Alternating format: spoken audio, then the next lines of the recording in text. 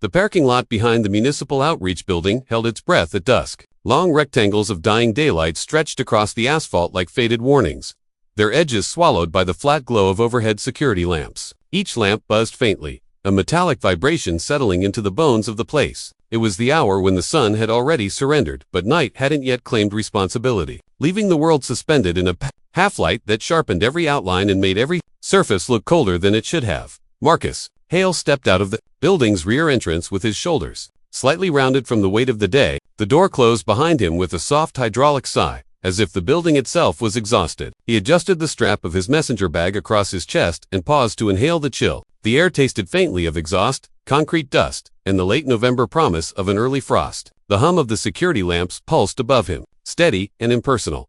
He scanned the lot from habit, not fear, a learned awareness shaped by long years of navigating spaces that weren't designed with him in mind. The rows of empty parking stalls lay in symmetrical quiet, the white lines stark under the fluorescent light. His car sat near the middle row, dark blue, unremarkable, a reliable thing in a world that rarely offered reliability. Marcus walked with deliberate calm, each footstep pressed softly into the gravel scattered across the asphalt, creating a muted crunch that echoed slightly in the emptiness. His shadow stretched long ahead of him, tilted slightly to one side under the lamplight. He kept his hands visible, out of pockets, an unconscious ritual he'd never been able to unlearn. The wind moved lightly through the chain-link fence on the far side of the lot, its thin metal rattling like loose opinions. Somewhere, in the distance, traffic murmured along the highway, a low constant reminder of a world that went on without ever noticing this place. Marcus reached into his bag and pulled out his key fob. The small click of the unlock button felt sharper than it should have in the quiet. His car chirped, lights flashing once, a polite recognition of his presence. Then, in the periphery of hearing, came a shift, a low rumble, engine idling, tires slow on pavement. Marcus turned his head just enough to see the glow before the form. The police cruiser eased around the far corner of the building like a shark altering its patrol route. Its headlights cut a clean white geometry across the asphalt, illuminating the sharp angles of empty parking spaces, as though searching for a place to land suspicion. The cruiser did not speed. It approached with a patience that felt intentional, the kind of careful gait that said the driver had already decided this space. This moment required scrutiny. Marcus felt the air thin, not with fear, but with awareness, a familiar tightening, the kind of tension that slid into the joints without permission. He didn't move toward his car right away. Instead, he let the fob hang loosely at his side. His keys nudged against his thigh with each breath, a small rhythmic reminder of what he had intended to do only seconds earlier. The cruiser slowed, its tires crackled on the gravel. The engine's low rumble settled into the space between the security lamps' buzzing hum. Marcus resumed walking, steady, composed. His shoes tapped against the asphalt, a soft, measured cadence. The cruiser angled toward him. He stopped at his car's door, his hand hovering an inch from the handle. The overhead lamp cast a bright, unforgiving circle around him, making his figure stand out with clinical precision. The cruiser halted. The driver's door opened with a mechanical clunk. A heavy footstep hit the pavement, the kind of step meant to establish presence rather than simply carry weight. Marcus didn't turn immediately. He watched the reflection in his car's window first, a silhouette stepping into the artificial light. Broad-shouldered, rigid, methodical. The gleam of an ID badge clipped to the officer's vest caught the fluorescent glare and flashed once, a cold, metallic flare. Then Marcus turned. The officer stood several yards away. Posture, square boots braced just slightly wider than necessary. The badge glinted again as the man shifted his weight. His hand hovered near his belt, not touching, not threatening, but present. The silence between them hung heavily, pulsing like a held breath. The lot, the lamps, the empty rows of painted lines, all watched. Marcus offered a simple nod, the kind given to strangers in shared spaces. The officer didn't return it.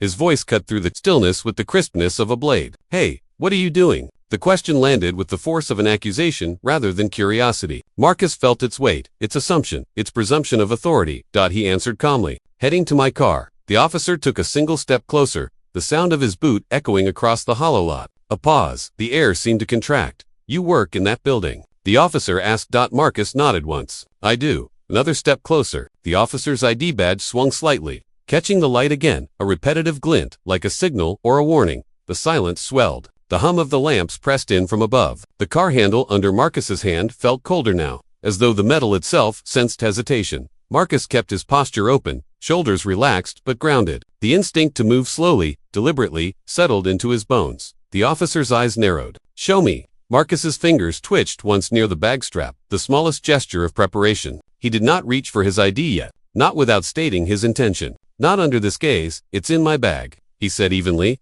The officer's hand shifted slightly on his belt. Something in the air snapped, taut. The overhead lamp flickered once, as if the light itself recoiled, and in that flicker, in that split second of disrupted illumination, the moment crystallized. Marcus's hand inches from the car door. The officer's stance tightening, the empty parking lot holding ever sound like a courtroom. The confrontation began in silence, frozen in a single breath, suspended between dusk and night, authority and dignity, assumption and truth. And the system, as always, watched from every shadow. The officer's silhouette remained fixed in its rigid stance, the overhead lamps carving hard geometry across his uniform. Marcus felt the chill settle more deeply against his skin, not from the cold but from the weight of the man's stare, a stare shaped by authority, sharpened by assumption. For a long moment, neither moved. Then the officer's voice cut in, sharp and uninvited. Step away from the car. The command rang out across the lot, bouncing off the concrete wall of the building behind Marcus. It carried no hesitation, no explanation, only the flat authority of someone accustomed to obedience. Marcus kept his hand suspended near the door handle, muscles held in careful discipline. The breeze nudged at the hem of his coat, the sound faint beneath the steady hum of the lamps. "I'm just unlocking it," Marcus said, his tone steady, measured. He didn't shift his feet, he didn't lower his gaze. Step away. The officer's boots adjusted on the gravel, the crunch echoing through the otherwise empty space. Each grain seemed louder than it should have, amplified by tension. Marcus raised both hands slowly, palms open. The keys dangled from his right hand, catching a dull glint of the fluorescent light. He took a single step back from the vehicle, his heels brushing against a small scatter of loose pebbles. "I work in the outreach office," he said. "Late meeting, I'm heading home." The officer's flashlight clicked on without warning. A narrow beam stabbed across Marcus's chest, climbing toward his face. The light flattened all color, turning skin into stark planes of white and shadow. Marcus resisted the urge to look away. "ID," the officer said. "In my bag," Marcus replied. Left shoulder. A pause. The wind skimmed across the asphalt, lifting a scrap of paper that drifted in a slow arc before collapsing. "Don't reach for anything until I tell you," the officer said. Marcus kept still. The flashlight's beam trembled slightly, the officer's grip not unsteady, but too eager, too tight. The badge on his vest caught another flick of light, a bright punctuation mark in the dim dot. Marcus inhaled once, deep, steady. "I'll move when you say move." The officer circled a half step, adjusting his angle, gravel cracking under each deliberate footfall. His boots left hard impressions in the dust, sharp, temporary claims of territory. Marcus tracked the sound rather than the motion, listening to the rhythm of authority pacing, measuring, encircling. "You said you work in that building," the officer said. "Doing what?" "Community liaison," Marcus answered. "I handle outreach, housing referrals, crisis support. Tonight was a planning meeting." The flashlight stayed fixed on Marcus's face. The officer's voice remained flat. "Never seen you around here?" Marcus considered the words, not a statement of fact, but a verdict disguised as suspicion. "It's a large department," he said quietly. "Different divisions, different hours." The officer shifted again, boots grinding the gravel. "You got proof of that?" "Yes," Marcus replied. "In my bag." Silence followed, long, deliberate, heavy. The officer stared at him, reading calm as defiance, composure as threat. The tension seeped into the air like cold smoke. Finally, the command came. "Get it." Marcus nodded. "I'm moving my right hand to my bag strap." "Slow," the officer snapped. Marcus moved exactly as instructed. Slow, intentional, no sudden angles. His hand slipped toward the strap, his fingers brushing the fabric lightly. He lifted the flap of the bag, never dropping the officer's gaze. The flashlight beam hovered, jittering slightly with each taut breath the officer took. Marcus reached inside. The interior felt darker than usual, as if the beam of the flashlight refused to penetrate the pocket where his ID lay. His fingertips grazed the edge of the card sleeve. "Stop." Marcus froze instantly, his hand still inside the bag. "What's in there?" The officer's voice had sharpened, the edge of accusation slicing through the air. "My work ID," Marcus said. "Just what you asked for. Take your hand out," the officer commanded. Marcus obeyed, slowly, empty-handed. The officer moved another step closer, his boots cracking the gravel like small, controlled detonators. The flashlight slid down Marcus's frame, checking for something unnamed, yet already assumed. "What else you carrying?" the officer asked. "A notebook," Marcus said. "Pens, keys, that's it. You sure?" The question wasn't a question. Marcus held his calm like an anchor. "Yes." The officer inhaled deeply, the fabric of his vest shifting with the movement. His shoulders squared again, posture tightening into something rigidly performative. "Turn around." Marcus felt the shift in the air, a familiar escalation, unmoored from reason. The kind of command that wasn't about safety but submission. His pulse beat once, hard, but he kept his expression neutral. "For what?" Marcus asked. His tone was not defiant. It was simply a request for justification. The officer stepped forward, closing the gap between them with abrupt precision. I said, "Turn around." The words hit the space between them like a hammer stroke, loud, final, meant to eliminate any notion of conversation. Marcus exhaled once, the slow release of breath visible in the cooling air. "I'm complying," he said softly, "but I need to move at my own pace. Move faster." The flashlight beam snapped upward, bright and close. Marcus turned slightly, not fully, not yet, just enough to shift his stance. Gravel shifted under his right heel, a thin scrape that felt like the world marking time. "My ID," Marcus said, trying once more to restore logic to the moment. "Let me show, don't reach." The officer lunged a half-step, hand shooting forward. Marcus stilled immediately. Both hands rose again, palms open, empty. "I'm not reaching," he said. The calm in his voice cost him something, a tightening in the chest, a pressure behind the sternum, but he maintained it. The officer's breathing quickened, his flashlight beam jittered, slicing through the dusk like a frantic second heartbeat. The silence that settled next was different. Heavier, less like waiting, more like inevitability. "Turn," the officer said again. "Lower now." Like a fuse burning down. Marcus turned. Slowly, his right foot shifted, grinding a patch of gravel into dust. The wind skated across the lot, lifting the edges of his coat. The building behind him hummed with electrical life. Indifferent. As Marcus completed the turn, he felt the shift behind him, a sudden displacement of air, a forward momentum. A hand grabbed his arm. Hard, final, the grip locked in place. Fingers tightening with the blunt authority of someone who had drawn their conclusion long before. The moment required it. The gravel beneath Marcus's feet trembled as the officer's boots planted behind him. The parking lot, cold, fluorescent, watching, held its breath again.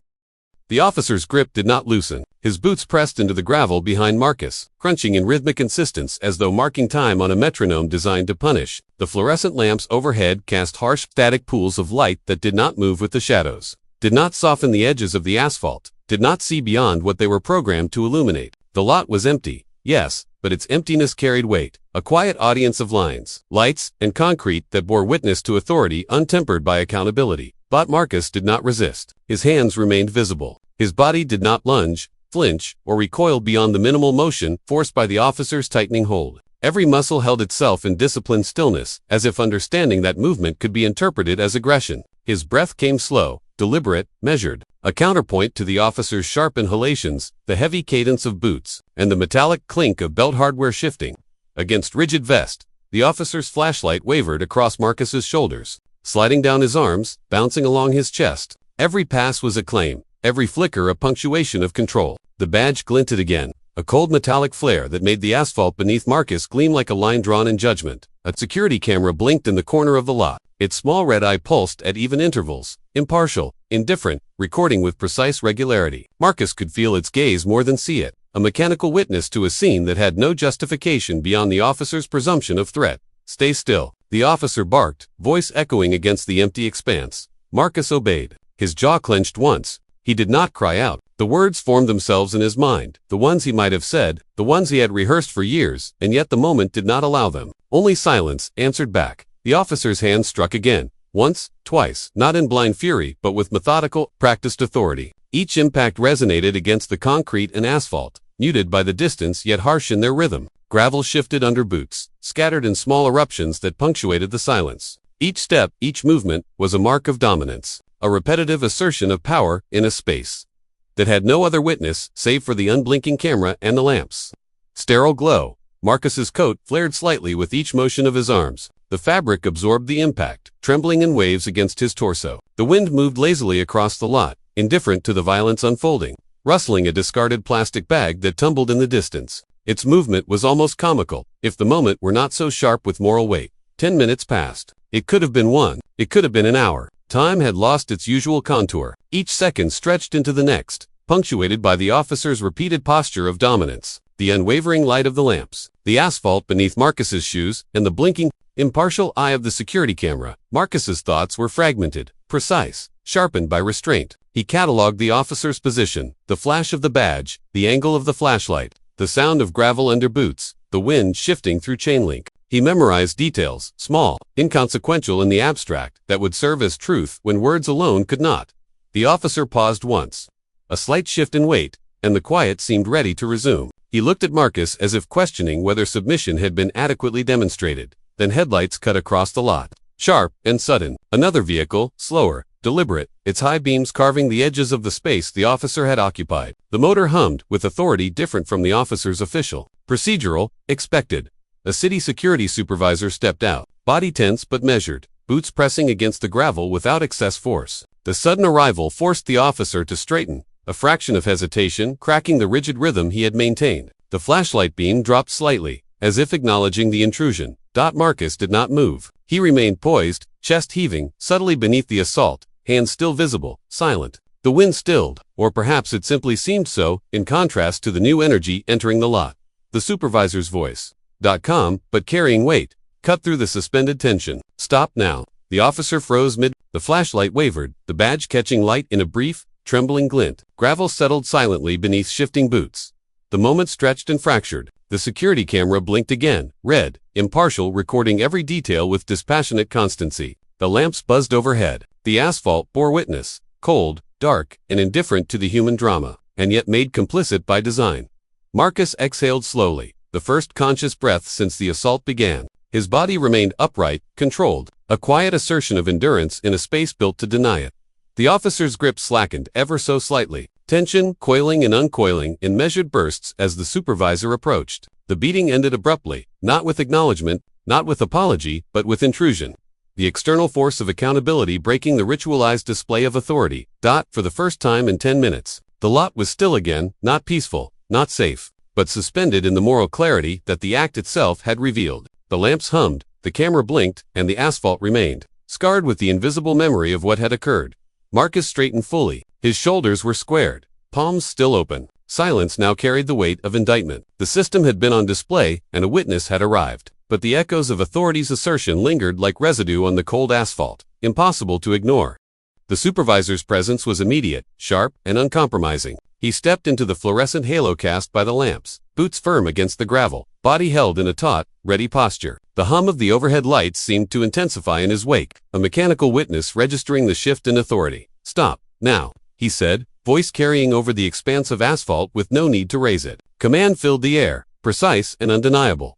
The officer froze mid-motion, chest heaving, flashlight trembling in a hand still taut from exertion. The repeated pattern of dominance he had performed for 10 minutes faltered under the supervisor's intrusion. His eyes darted briefly, searching, recalibrating, considering defiance and surrender simultaneously. Marcus remained on the ground, palms pressed to the asphalt, coat rumpled beneath him. He did not rise. His breath was shallow but measured, steady against the tremor that had begun somewhere deep, under the ribs, during the first moments of impact. His hand lingered near the open car door, still resting on the handle, a quiet testament to interrupted intentions. The supervisor moved closer, boots crunching across scattered gravel. His eyes settled on the officer with a controlled intensity. Name, he commanded. The officer hesitated. A flicker of something like indignation passed across his face, quickly replaced by the taut mask of protocol.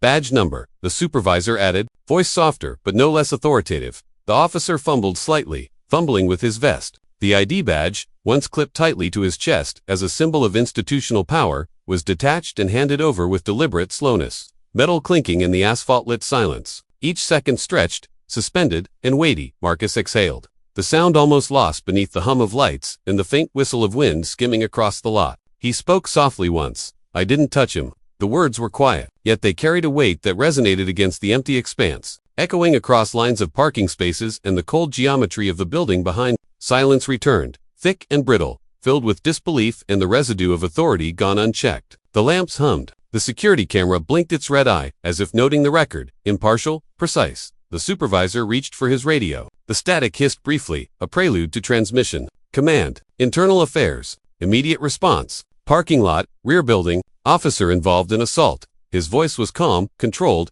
yet the underlying fury was unmistakable. Every syllable weighed with clarity, leaving no room for argument.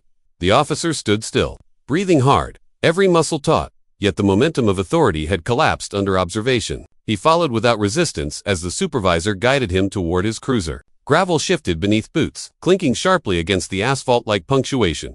Marcus remained near his car, hood still open, door ajar. He rested his hands lightly on the roof, shoulders squared, eyes lifting just enough to track the retreating officer. He did not move forward. He did not speak again. The silence he maintained carried the gravity of witness, of endurance. The supervisor returned to Marcus's brief, professional, "Are you all right?" Marcus inclined his head once, a simple acknowledgement. No words followed. The lot itself seemed to breathe along with him. A collective pause that stretched past the intrusion. Past the control of violence, the officer's cruiser idled at the far edge of the lot. Red and blue lights muted in this corner of shadow and fluorescent glare. The asphalt between Marcus and the car bore faint marks, the impressions of boots, the minor scuffs that would disappear in time but could not erase the memory. The security cameras blinking. I turned again, toward the departing officer, a silent custodian recording every detail. Radio static hissed faintly in the distance. The air hung thick with unresolved tension. Marcus straightened fully. He moved toward his car, slowly, deliberately, closing the door with a quiet click. The lamps above cast his shadow long across the asphalt, fractured yet unwavering.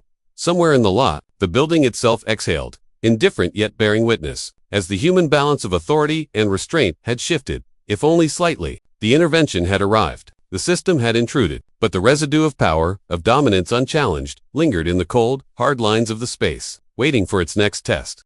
The arrival of the internal affairs team was swift, almost clinical. Their vehicles pulled into the lot with quiet efficiency, lights muted, engines low and precise. The officer previously removed from Marcus's side remained in the cruiser, escorted by a uniformed colleague, eyes darting but unable to claim dominance here. IA stepped onto the asphalt with measured authority. Boots struck gravel with a soft, controlled rhythm. They carried clipboards, cameras, and tape measures. Each movement was deliberate, practiced, formal, a choreography of accountability that left no space for improvisation. One investigator knelt to mark footprints in the dust, pressing a small, numbered tag into the gravel. Another raised a camera, lens catching the cold fluorescent glare of the lamps, snapping images that froze the geometry of the lot, the placement of vehicles, the scuffs of boots. Marcus stood just outside his car, shoulders squared yet weary. The hood was closed now, the door latched, though he kept a faint hand hovering near the handle, as if awaiting permission to claim his space fully. He did not speak. He watched the methodical sweep of the investigators.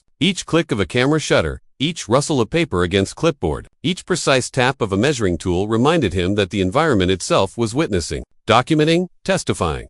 The supervisor from earlier hovered nearby, giving sparse directions. The wind skimmed across the lot, stirring dust motes and narrow shafts of lamplight. The lot, empty for hours, now hummed with procedural energy. Authority had shifted from unchecked assertion to systematic observation. "Sir, you need to come inside," one investigator said finally, gesturing toward the lobby entrance. Marcus complied, walking slowly. The weight of the night pressed against him, pressing his chest, but he did not hurry. Each step on the hard tiles inside the building reverberated slightly in the sterile lobby, the polished floor reflecting the overhead lights like an unblinking eye. The IA team followed, papers rustling, badges clipped at the hip. The lobby glass mirrored Marcus's face in fragments, a collage of composure and exhaustion. He adjusted his coat, smoothing the lines across his chest, and sat, hands folded. He looked forward, eyes tracking the investigators as they arranged themselves.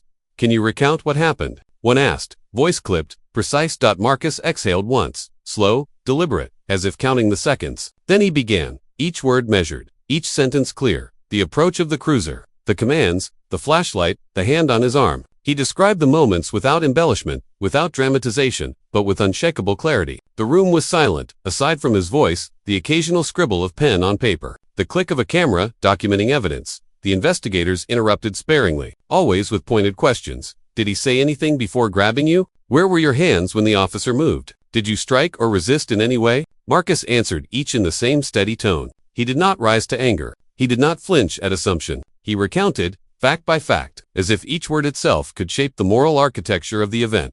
Once his statement concluded, one investigator lifted a laptop from a rolling cart. The screen flickered, displaying the security footage captured by the lot's camera. A red light blinked in the corner, the same light that had observed everything. Impartial, yet accusatory.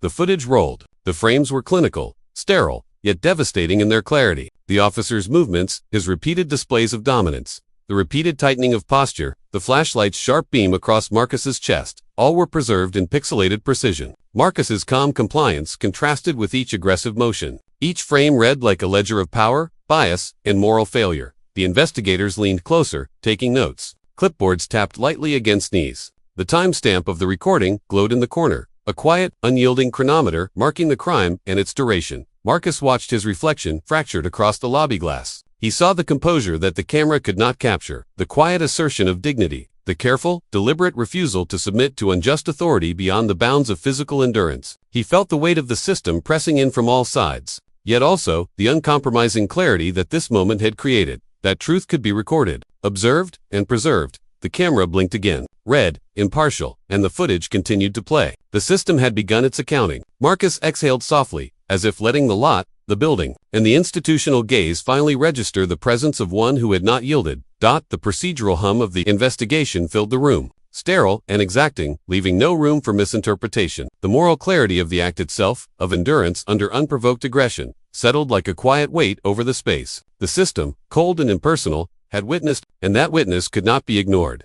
The administrative conference room was small, sterile, and suffocating. Walls painted a neutral gray reflected the fluorescent light in harsh, unflinching angles. A long table dominated the center, scarred with faint circular impressions from coffee cups and the weight of paper stacks. The clock on the wall ticked steadily, each second precise, impartial, unmoved by human drama. The officer entered with a measured gait, boots sounding heavier against the linoleum than usual, as if the building itself had absorbed the tension from the lot and translated it into gravity. Command staff sat at one side of the table. 2 internal affairs investigators occupied the other. Their postures were upright, hands folded, expressions unreadable but rigidly attentive. Each movement was deliberate, calculated. The fluorescent lamps overhead flickered faintly, a cold accompaniment to the procedural clarity of the room. The officer's badge, previously a symbol of authority, was now removed from his vest and placed on the table. The metallic clink echoed sharply, like a gavel marking judgment. He stared at it, then at the wall clock, and back at the faces arrayed across from him. The head of command spoke first, voice low but unwavering. "This is brief. Internal Affairs reviewed the security footage. Witness statements corroborate the report. Your actions are unacceptable and violate department policy." The officer's throat moved, a sound caught somewhere between defiance and disbelief.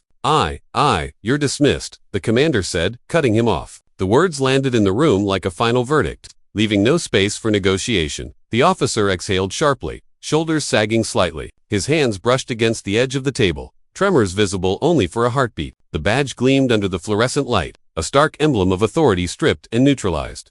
One IA investigator cleared her throat, punctuating the silence with procedural cadence. "Escort will take him out now. Personal items will be This meeting is concluded." The officer stood, the movement slow, deliberate. He made no further comment. Command staff and investigators remained seated, watching the transfer of responsibility and status. The power shifted without theatrics, without spectacle. Downstairs, Marcus waited in a quiet seating area. He did not hear the words. He only felt the shift. The building's energy had altered, subtle, almost imperceptible. The air seemed lighter, less taut. He adjusted in his chair, hands folded, breathing slow and even. The tension that had wrapped itself around the walls, asphalt, and fluorescent lamps seemed, for the first time, to loosen, though its memory lingered in every corner.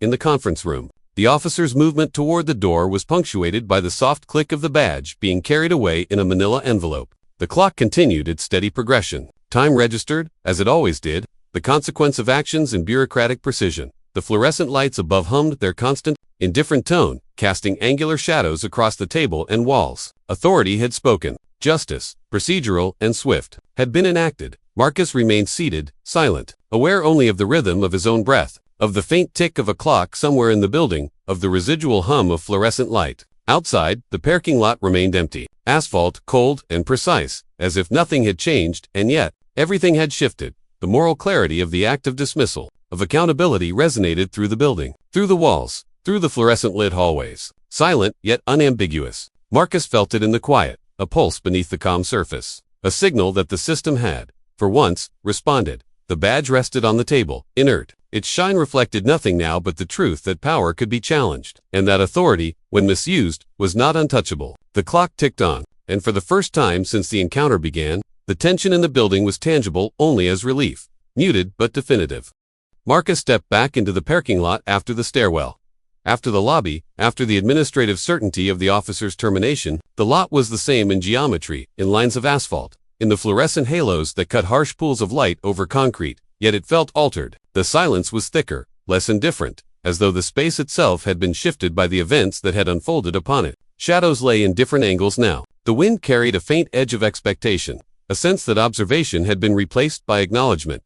He approached his car slowly, hands brushing the smooth metal as he reached for the door. The keys in his hand felt heavier than usual, solid in the weight of reclaimed agency. He paused, hand on the handle, feeling the subtle vibrations of the metal under his palm, recalling the tension of the previous night. The asphalt underfoot bore faint scuffs where boots had struck gravel, marks of authority and its imposition, small, yet impossible to ignore. The security camera blinked above, red and steady, now an impartial witness rather than an accusation. Its presence no longer loomed like judgment. It recorded a different truth that he had endured, that the assertion of dignity had survived the encounter intact. Marcus opened the door and retrieved his bag, lifting it carefully to settle across his shoulder once more. He adjusted the strap, his fingers lingering over the edge of the flap where his ID still rested, a subtle reminder of his professional presence and the life the officer had attempted to erase in minutes. The wind stirred across the lot, lifting a scrap of paper and sending it tumbling across the asphalt. Marcus watched it drift and land, unmoved by design but full of silent testimony. A city administrator emerged from the building, boots light, posture neutral but attentive. The figure stopped at a respectful distance, watching Marcus without interference. "Everything all right?" the administrator asked, voice soft, understated, carrying no excess but all necessary weight. Marcus nodded once, without turning. "I'm fine." The administrator offered no further words, understanding that sometimes the pause that follows is more powerful than anything articulated. He retreated back toward the lobby, leaving Marcus alone with the asphalt, the lamps, the scuffs of gravel, and the muted hum of fluorescent light. Marcus stood by the hood of his car for several moments, body straight, shoulders squared, breathing slow. The lot stretched out around him, vast, empty, and indifferent, yet he felt a quiet reclamation of space. Each line of painted white, each reflective lamp, each observation from above, all were now elements he navigated with ownership, rather than surveillance. He turned slightly, eyes scanning the perimeter. The wind moved again, stirring loose leaves and paper scraps, drawing attention to minutiae as if reminding him of every small force that had shaped the night. He considered the scuffs, the displaced gravel, the fading traces of boots. Nothing could erase the memory, but everything could be observed, catalogued, understood. A ledger of endurance rather than submission. The hum of the security lamps above became a metronome. Marcus exhaled slowly, letting his hand fall from the hood, keys tapping gently against his thigh. Each sound grounded him. Each shadow, each flicker of light overhead, affirmed that he had survived the assertion of brute authority and had returned to inhabit the space on his own terms. The lot felt both exposed and Marcus shifted his weight, testing the ground beneath him, feeling the firm give of asphalt under the soles of his shoes. The night air carried a chill, but not one that could touch him now. He had traversed the span between vulnerability and control, and the quiet defiance of standing upright in that reclaimed space was its own statement. The wind lifted again, moving a loose sheet of paper in a lazy spiral across the lot. Marcus watched it settle at last, undisturbed, and understood control and presence were not taken, they were held. He slid into the driver's seat, doors locking behind him with a soft click, and for the first time, allowed the hum of the fluorescent lit lot and the distant city to feel like a quiet witness, not a threat. The parking lot exhaled. The night moved on, and Marcus, still, held his place. The chamber was vast, stark, and unyielding. Rows of empty seats stretched away from the dais, metal and vinyl gleaming under the unforgiving glare of artificial light. Microphones jutted like small metallic sentinels from the table where the civilian oversight panel waited. Silent, expressions unreadable, posture formal, bodies tense with duty. The air smelled faintly of cleaning solution and polished wood. Sterile, official, deliberate. Marcus Hale stepped to the microphone, his shoes pressed firmly against the cold floor tiles. His bag rested at his feet, a quiet marker of his presence and professional identity. The panel did not speak. They did not gesture. They only waited, as the chamber itself seemed to hold its breath. He began, slow, deliberate, measured, words chosen with care, each syllable carrying both fact and moral weight. He recounted the events in the parking lot, the assault, the officer's methodical assertion of dominance, the 10 minutes of silence and endurance. His voice was steady, precise, restrained, unyielding. Each word landed in the empty space, ricocheting off walls, microphones, and nameplates, asserting a truth the system could not easily ignore. The panel listened, notebooks open, pens poised. Occasionally, one tapped a page, fingers rapping in soft punctuation. They asked precise, clipped questions. Did you resist? Were there any witnesses? Was there documentation? Marcus answered with the same calm exactitude he had maintained since the parking lot. Every answer reinforced the clarity of what had occurred. No embellishment, no dramatization, just the record, laid out with moral precision. Outside, the city moved with its usual rhythm, oblivious to the weight of testimony being delivered here. But inside, in the fluorescent-lit chamber, time held. Each answer carried force because it spoke not just of a single act of violence, but of the structures that allowed it, the systems of authority, bias, and unchecked power. He concluded, quietly but firmly. No flourish, no appeal, just the facts, measured and complete. The microphones captured it all, each modulation of his voice preserved for the record, each pause as significant as the words themselves. The panel conferred in hushed tones, deliberation masked by professional posture. Marcus stepped back from the microphone, standing tall, shoulders squared. The room felt heavy with history, with precedent, with the weight of countless acts that had gone unchecked. And yet, within that weight, there was clarity. A single individual's dignity, asserted against abuse, had altered the course of accountability. The chamber lights reflected off his face in sharp planes, casting shadows that stretched and shifted across the table and panel name. Those shadows, once indifferent, now held the imprint of action. Each microphone, each sterile surface, each empty seat, all bore witness to the assertion of integrity against structural force.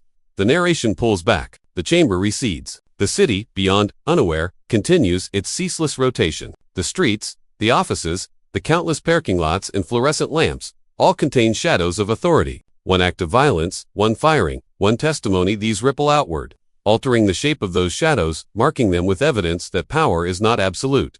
Marcus leaves the chamber. His footsteps echo in the hallways, a soft cadence that merges with the hum of ventilation, the distant click of elevators, the muted rhythm of a system forced to reckon. The lot where it began, the lamps, the asphalt, the camera, all exists within a network, a lattice of influence and observation. The shadows stretch, recalibrated, and the system must account for the truth that has been documented, witnessed, and endured. Dignity, once asserted, does not vanish. It reshapes the spaces it touches, the systems it moves through, the authority it challenges. Marcus Hale walks forward, and the shadows bend quietly to the presence of accountability, leaving the night and the city irrevocably altered. However subtly, however slowly, the microphones blink. The record persists. The lamps, the asphalt, the systems beyond remain. But within them, a pulse of clarity, human, deliberate, morally resolute, continues to mark the distance between injustice and recognition.